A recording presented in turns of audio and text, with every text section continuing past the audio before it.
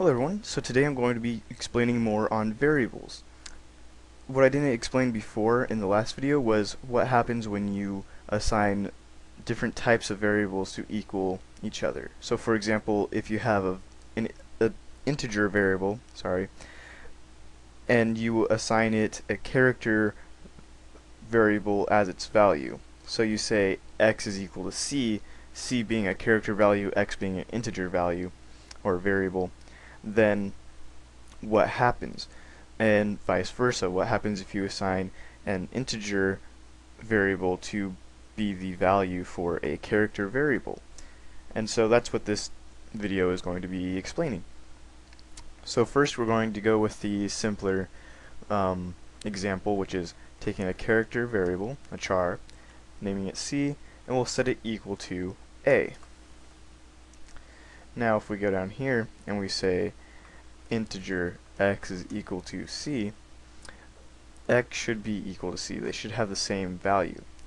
Now one thing I want to explain to you first is that a character can hold, I think it's like 256 different combinations, each one being something else.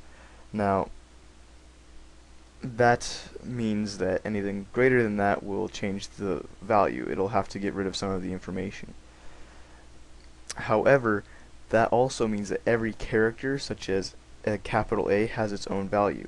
In this case, a capital A is actually equal to 65. So int x will be equal to c, which is 65. So I'm about to show you guys how to basically see that they're equal and see like what happens when you assign different types to equal different things.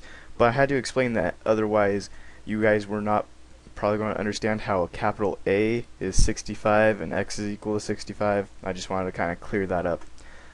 If you want to look into that further, look up something called the ASCII chart, ASCII, and that's why 65 is equal to A, because a capital A is number 65 on the chart.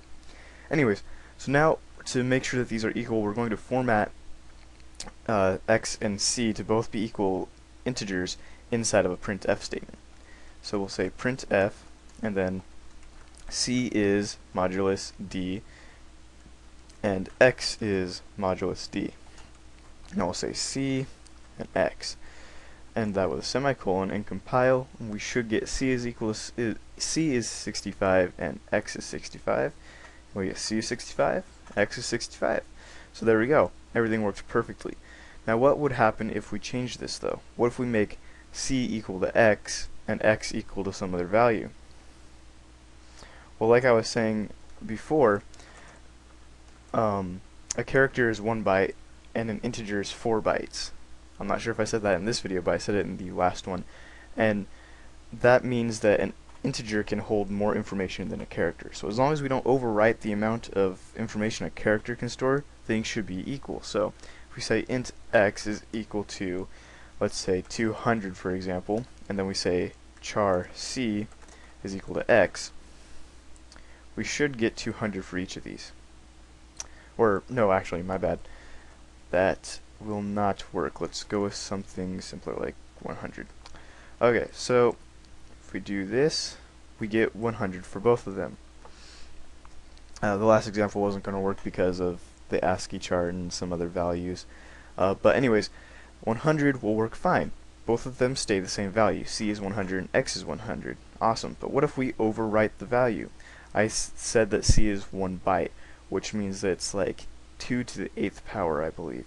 Or 7th power is the maximum. Something like that. I'm not going to try and do binary in my head right now, but anyways, if we made it something like 300, if we made it integer x equal to 300, c would not be 300. Why? Well, because 300 is greater than its maximum value. So what happens is, actually in memory, they're removing a lot of the information from the integer value and converting it into a character. So you will lose value if you're doing something like that. Now, a lot of the times people won't convert an integer into a character because of that reason, but the same thing could happen if you're trying to change like a long variable into an integer or something like that, or even a double into an integer. Because they are bigger than an integer, you'll get different values. The reason people don't usually do it with characters is because you don't usually use characters as numbers for the most part. You'll use them for actual characters. And a fun thing you can do with this actually is format C again as a character, and you can see what the value for each one of these things actually ends up. And from last time we knew that as a decimal this was 44, and now it's a comma. So we know that a comma is the number 44 on an ASCII chart. So that's pretty much the basics of it. I'll show you guys again. Double, let's say D is equal to 100.2851 or 2. Actually, let's make this like a really huge number right here. Let's change this to D, format it as a double, say D, and then we'll do that as a decimal and say X. Go back up here, semicolon, int X is equal to D. So now everything should work out fine, as long as this number isn't bigger than what an X can hold, which I don't think it is, but it cannot hold this. So again, you'll see like, oops, oh my bad, forgot to change that to X. Okay, now if we compile that, they stay the same value, except the floating point is dropped off because an integer is not big enough to store all of this, and so it removes this decimal in the conversion.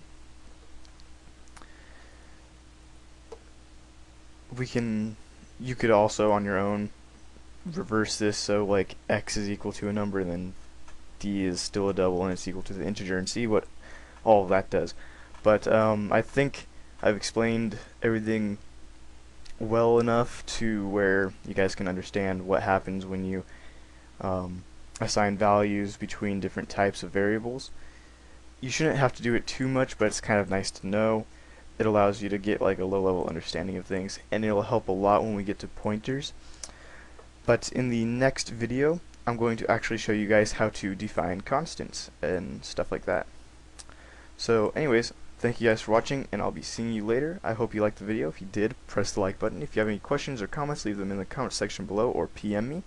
And subscribe for future videos. Thanks for watching, and I'll be seeing you later.